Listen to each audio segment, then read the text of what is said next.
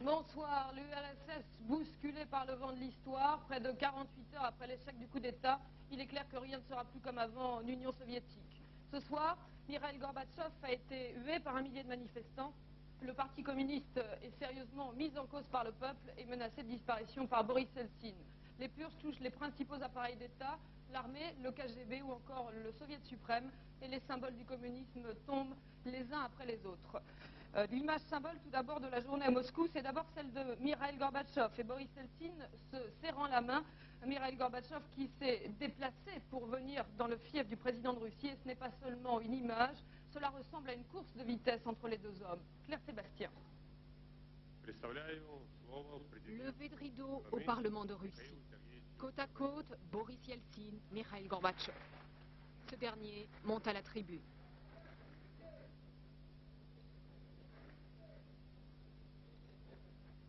Je remercie la République fédérale de Russie, le peuple russe, et je souligne le rôle prépondérant dans tous ces événements de Boris Nikolaïevitch Yeltsin. Dès les premières minutes, à l'applaudimètre, la salle a fait son choix.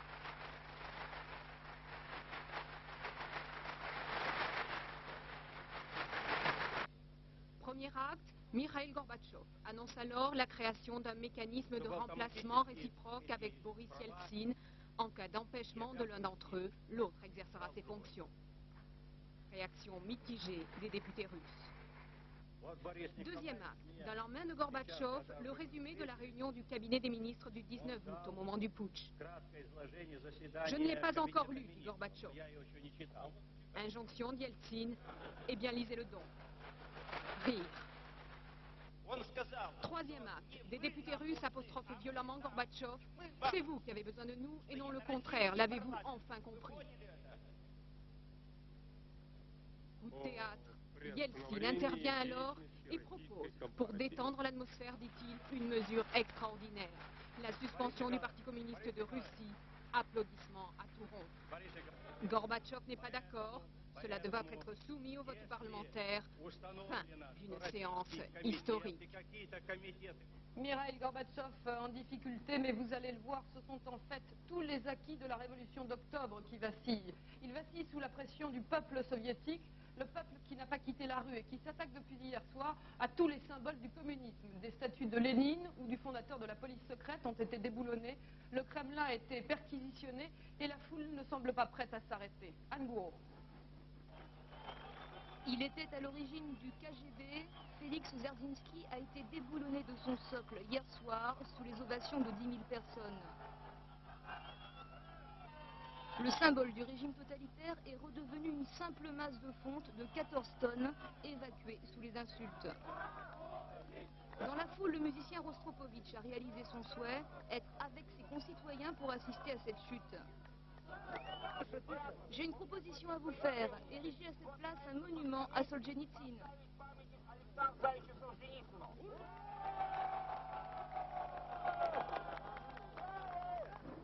Au matin, fin d'un autre symbole, l'entête de la Pravda proclame désormais que le journal est un simple quotidien de politique générale. Numéro historique que les moscovites s'arrachent. Place de la Loubianka, un millier de personnes s'acharnent encore sur le socle de la statue. Boris Eltsine en personne y fait une apparition sous les applaudissements usuels. Mais une rumeur inquiète la foule. Les fonctionnaires du PC seraient en train de détruire des documents confidentiels.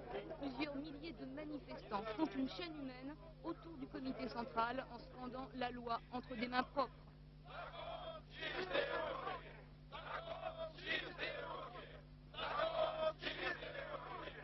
Ce soir, tous les bâtiments du Parti communiste de la capitale ont été mis sous scellé.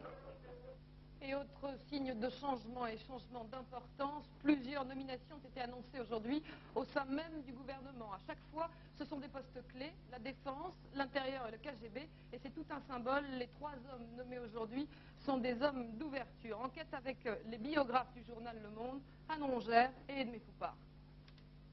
Qui sont-ils? D'où viennent-ils? Pourquoi ont-ils été choisis? Ce n'est pas de Moscou que viendra la réponse sur les nouveaux hommes forts de Moscou, mais du fichier patiemment constitué ici. 40 000 biographies, un patient travail de fourmi, car dans la presse soviétique, les biographies ont des zones d'ombre très épaisses, voire des lacunes volontaires. Des informateurs discrets et de patients recoupements permettent de démasquer les subterfuges et d'analyser les parcours politiques. Recordmen de fugacité, les 3 nommés d'hier. Limogés, dira sèchement leur future biographie. C'était exactement le même profil que les personnages limogés qui appartenaient à la junte. Même type de carrière, tous des apparatchiks. Toute fraîche du jour, demandez la biographie des nouveaux. Les services secrets, clients du fichier, vont très vite s'intéresser au parcours de Bakatine, le nouveau patron du KGB. Ils étaient clairement identifiés avec la réforme et qu'à l'automne 1990, ce sont les durs qui avaient exigé son remplacement du ministère de l'Intérieur. Alors maintenant, c'est lui qui prend la tête du KGB, qui est encore plus important que le ministère de l'Intérieur, et là, c'est visiblement une toute autre orientation. Orientation confirmée par la nomination de Baranikov à l'Intérieur. Baranikov est tout simplement le ministre de l'Intérieur de la Fédération de Russie, c'est-à-dire c'était le ministre nommé par Yeltsin. Donc c'est une confirmation que ces nouvelles nominations sont celles de Yeltsin et plus du tout celles de Gorbatchev. Troisième homme fort, Chaponikov à la Défense. Il a été celui qui a trahi les putschistes, qui a activement contribué à l'échec du putsch, et que ça a été connu de Yeltsin et de Gorbatchev. Et récompense pour service rendu. Voilà. Études, fonctions, médailles, voyages, les nouveaux promus sont déjà fichés. Pour combien de temps? Il paraît évident maintenant que Mikhaïl Gorbatchev devra entamer rapidement des réformes dans 3 domaines au moins, les appareils d'État, les républiques et l'économie. Les appareils d'État d'abord avec l'armée. Ce soir, on sait clairement que son rôle a été ambigu pendant le coup d'État. Elle n'a pas clairement soutenu les putschistes, mais elle était prête à le faire si la junte s'était imposée. Pierre Babet. Le mea culpa du maréchal Yazov, honteux, l'ancien ministre de la Défense, refuse d'être filmé. S'il reconnaît avoir participé au coup d'État, il avoue « Je regrette profondément ce qui s'est passé ». Il poursuit « En tant que responsable de l'armée, je dois dire que c'est une grande honte pour tous les militaires et moi, leur chef suprême ». Plus tard, interrogé par le même journaliste soviétique, Vladimir Kliutchkov fait aussi son autocritique et tente de sauver sa tête. Je n'ai qu'un désir aujourd'hui, je l'ai écrit à Gorbatchev, si je pouvais revenir en arrière, je n'agirais plus ainsi. J'ai beaucoup d'estime pour Mikhaïl Gorbatchev. Malgré leur repentir, sincère ou pas, Yazov et Kliutchkov seront poursuivis pour crimes contre l'État. Ils risquent la peine capitale, tout comme leurs 5 complices, tous désormais arrêtés. Seul Boris Pougo échappera à la honte d'un procès retentissant, il s'est suicidé. Les 7 putschistes ne seront sûrement pas seuls dans le box des accusés. Cet après-midi, Mikhaïl Gorbatchev a affirmé que la plupart de ses ministres ont voté en faveur du coup d'État. Anatoly Loukhanov, le président du Soviet suprême, soupçonné d'être l'idéologue du putsch, a lui été démis de ses fonctions. Vous l'avez compris, il s'agissait bien sûr de la situation des putschistes et de leur emprisonnement. Ce soir, revenons maintenant sur le rôle de l'armée avec Pierre Babet. Moscou, 20 août, place du Manège, les chars forcent les barricades mais ne créent pas l'irréparable. Ils ne tirent pas et pour cause. Étrangement, ils n'avaient pratiquement pas de munitions. Encore plus étrange, d'autres forces beaucoup plus en retrait sont lourdement armées, mais elles ne sont pas engagées. Aujourd'hui, seul Yazov porte la casquette de la sédition. L'engagement de l'armée s'arrête à la silhouette fatiguée du vieux maréchal, sorti de carrière, sans gloire. Évidemment, Gorbatchev a 1000 raisons maintenant de ne pas charger l'armée soviétique, de préserver la fiction d'une armée loyale et sûre, mais tout ce qui porte l'image du complexe militaro-industriel sort encore plus délabré des 3 jours qui ébranlèrent l'armée rouge. Ça va changer la situation de l'armée tout court, parce que l'armée s'est discréditée en cette affaire. C'est en fait le lobby militaro-industriel qui a tenté un coup d'État à Moscou et qui a échoué. Et ayant échoué, il va payer son échec. Il va payer son échec par, évidemment, des diminutions de crédit, une diminution de son pouvoir, car il est énorme avec celui du KGB. Tout cela va un petit peu se diluer. Et c'est une bonne nouvelle aussi pour la stabilité et la paix en Europe. La reprise en main de l'appareil militaire sera long et délicat. Il faudra démêler les aspirations légitimes des vieux démons corporatistes et surtout concilier les extrêmes. Spectacle prémonitoire le 27 juillet à Kiev. La République d'Ukraine enrôle ses propres soldats sous son drapeau avec leurs uniformes spécialement créés. Un prêtre bénit les soldats. On joue l'hymne ukrainien, pas celui de l'URSS. Après le problème de l'armée, autre dossier brûlant sur le bureau du président Gorbatchev, celui des républiques qui réclament leur indépendance. Les plus virulentes sont bien sûr les républiques baltes. Elles se sont officiellement exclues depuis 2 jours de l'Union soviétique. Et là encore, les symboles du pouvoir central sont conspués. Christine Lehéran.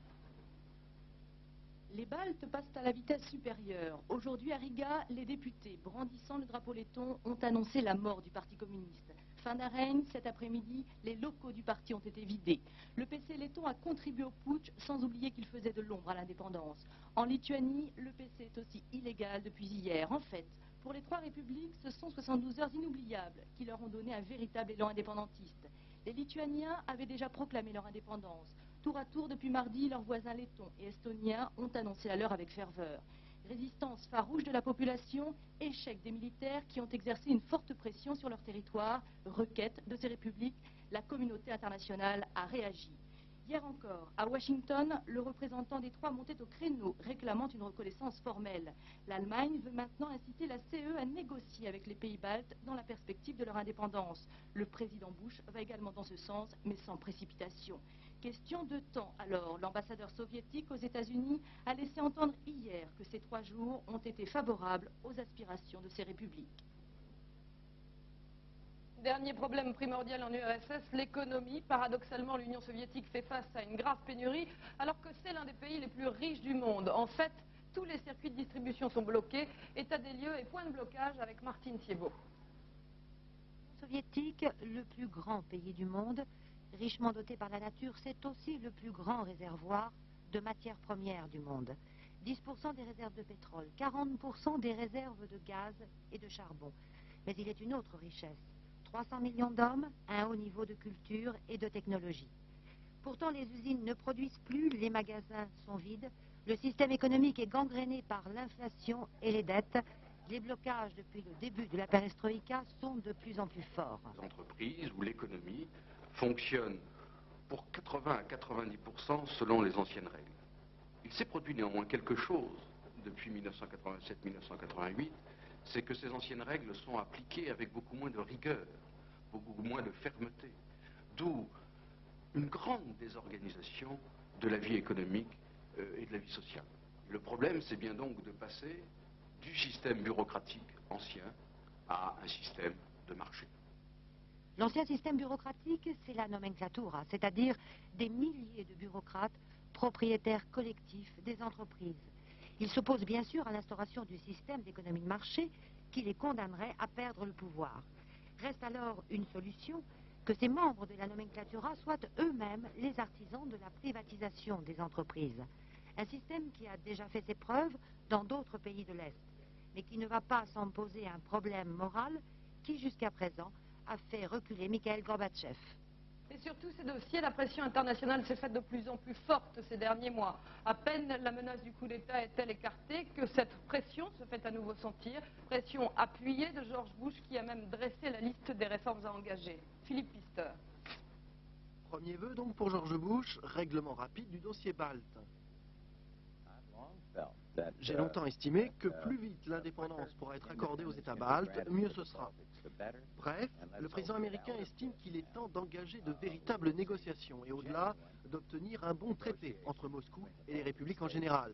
En fait, George Bush estime que l'échec du putsch donne une excellente occasion aux dirigeants soviétiques d'aller de l'avant dans les réformes économiques. Ainsi, le président a clairement indiqué que si l'assistance technique avait été rétablie dès l'échec du coup d'État, l'aide économique directe dépendait de l'introduction de véritables et ambitieuses réformes. Mikhail Gorbatchev doit démontrer également qu'il est prêt à limiter la puissance des militaires et du KGB ou restreindre les aides à certains pays comme Cuba. George Bush estime que Gorbatchev sort renforcer de son épreuve. Il n'en remarque pas moins la montée en puissance de Boris Eltsine. Bref, il se refuse encore à choisir entre les deux. Nous rejoignons maintenant en duplex de Nice Paul Amar. Paul, vous êtes aux côtés d'Elie Wiesel. Oui, Élise, aux côtés d'Elie Wiesel, pour vous permettre d'écouter son témoignage exceptionnel. Elie Wiesel, prix Nobel de la paix, était hier soir encore, la nuit dernière, encore à Moscou, et vous êtes rentré. Il y a quelques heures à peine de Moscou, vous avez rencontré, bonsoir. Bonsoir. Vous avez rencontré en privé le président Gorbatchev.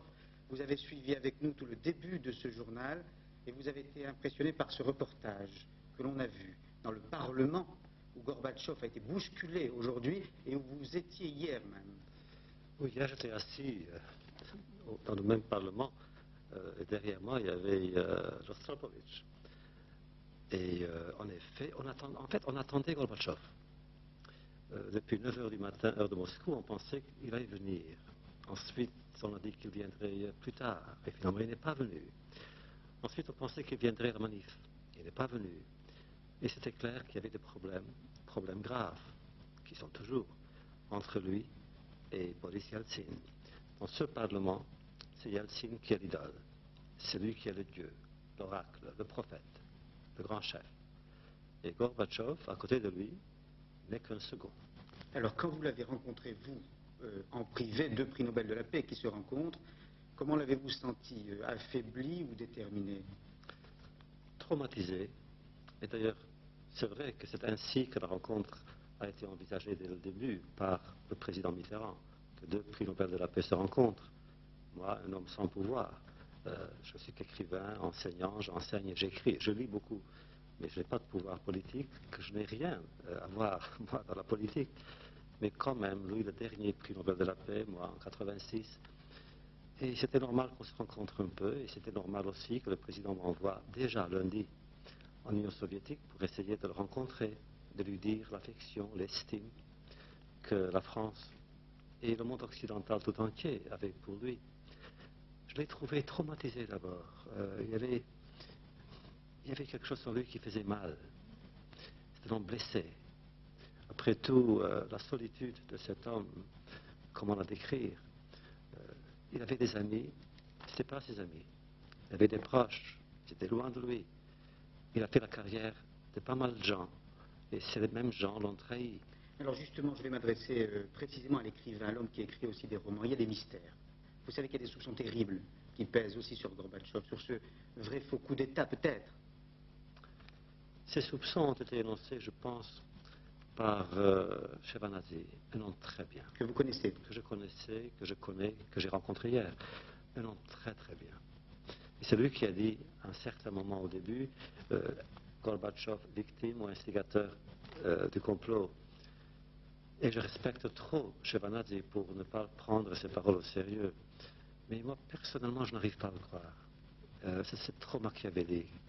Et puis, Gorbatchev n'est pas un acteur de taille pour dissimuler ses sentiments. C'est un homme blessé. S'il était complice, il serait moins blessé. À travers ce qu'il vous a dit, à travers ce que nous venons de voir, à votre avis, est-ce que Gorbatchev a le sentiment que son parcours politique se termine malgré l'échec du coup d'État, qu'une nouvelle période s'ouvre avec l'oracle, comme vous avez dit, Boris Yeltsin? Je l'ai dit aujourd'hui au président au téléphone, parce qu'il voulait savoir, Mitterrand, oui, que parfois recommencer est plus difficile que commencer. Et pour Gorbatchev, maintenant, il s'agit de recommencer. Il a bien commencé en 85, il a fait un travail que personne avant lui n'a fait. Il ne faut pas oublier cela. Qu'il a fait pour la liberté des hommes, la liberté d'expression, la liberté de croyance, la liberté de mouvement, pour les juifs russes. Il a fait des choses pour eux qu'aucun de ses précédents n'a fait. Donc c'est un homme qui a une vision de l'histoire, il a le courage aussi de réaliser cette vision. Mais maintenant, il faut recommencer pour lui. Vous n'avez pas le sentiment qu'il est maintenant, par rapport à la mentalité profonde du pays, un petit peu décalé? Il n'a pas voulu tout à l'heure la fin du parti communiste, comme le lui demandaient les députés russes. Oui, c'était choquant, j'étais là. J'étais là à la conférence de presse hier aussi, avec mes amis, les délégués du Parlement. Nous avons entendu, et c'était choquant en effet. Il aurait dû dire, c'est fini, parce que c'est un échec du Parti communiste, de même que ce qui se passe dans l'Union soviétique est une défaite de l'idée communiste. Il y a un fait indéniable qu'il y a la défaite du communisme et l'application de l'athéisme. auquel on assiste en Union soviétique. Et vous avez l'impression qu'on va vers l'avènement de la démocratie, de la vraie, comme celle qu'on connaît ici en Occident? Ce sera lent, plus lent qu'on ne pense, mais on se dirige vers cet avènement. Donc vous êtes résolument optimiste? Plus optimiste qu'avant, parce qu'il y a 3 jours, j'étais pessimiste. Moi, je pensais il y a 3 jours qu'on pouvait s'attendre à tout, on pouvait s'attendre à des pogroms en Union soviétique. Maintenant, j'ai vu Helsinki, pour qui j'avais nourri de la méfiance et des soupçons. Je le trouvais un peu trop démagogue, populiste. Mais maintenant, cette semaine, il a bien joué, et c'est très bien tenu pendant ces 3 jours. Il mérite notre confiance. Merci Élie Wiesel pour votre témoignage. Élise? Merci Paul. Je vous rappelle que les manifestations populaires continuent ce soir en URSS. Manifestations contre le Parti communiste et parfois même contre Mikhaïl Gorbatchev, le numéro 1 soviétique, qui a été mis en difficulté cet après-midi au Parlement de Russie par Boris Yeltsin. Tout de suite, la suite de l'actualité. Le journal du jour est signé Sabine Grandjean.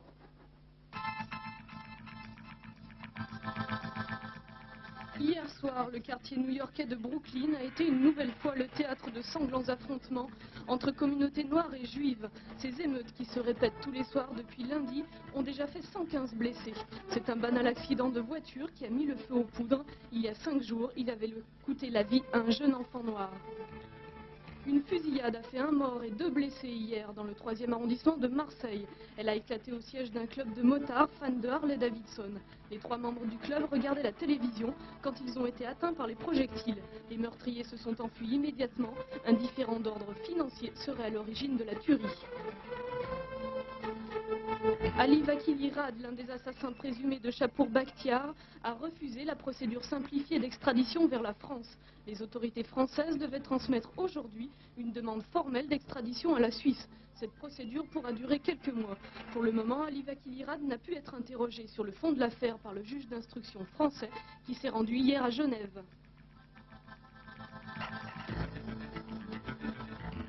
Selon une première expertise graphologique, la riche veuve assassinée, Ghislaine Marchal, pourrait avoir écrit Omar m'a tué. L'inscription était tracée en lettres de sang et avec une faute d'orthographe sur le mur de la villa de Mougins dans les Alpes-Maritimes. Son corps avait été retrouvé poignardé en juin dernier.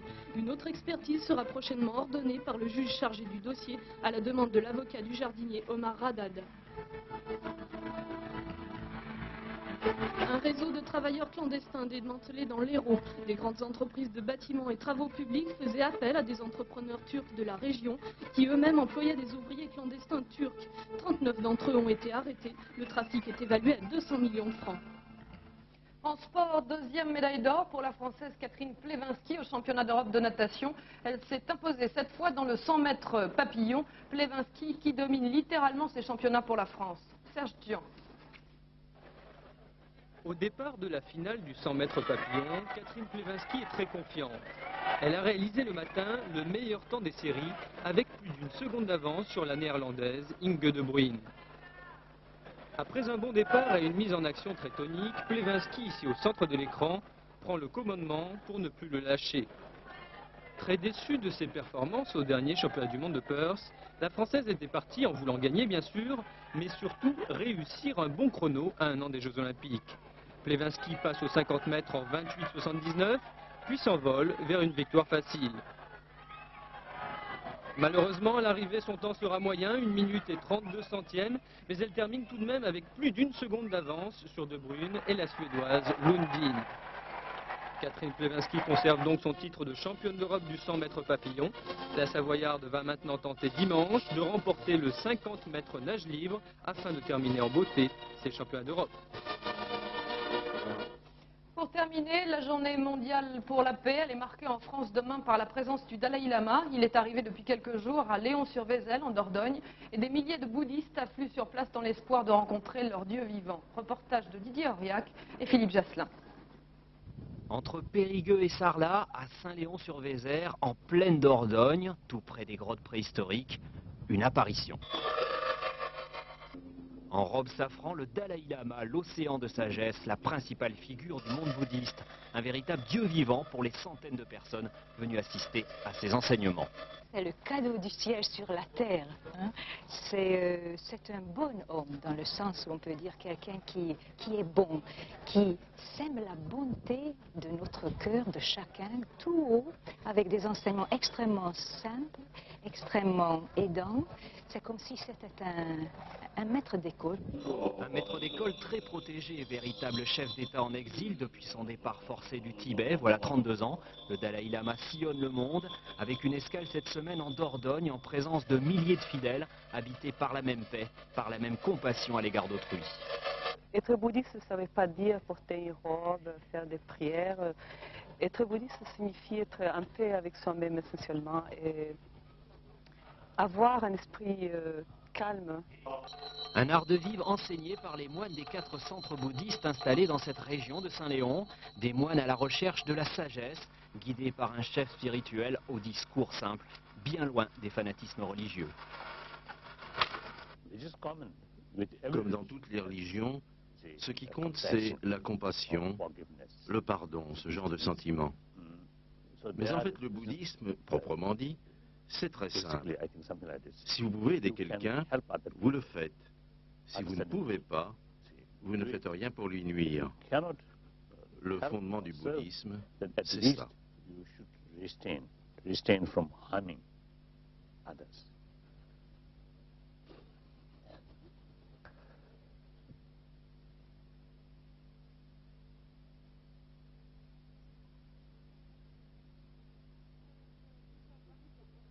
Fin de ce 19-20 sur ce poème. Dans quelques secondes, la météo complète de Florence Klein avec du beau temps sur toute la France. Thalassa à 20h30 et Soir 3 à 22h30. Bonsoir.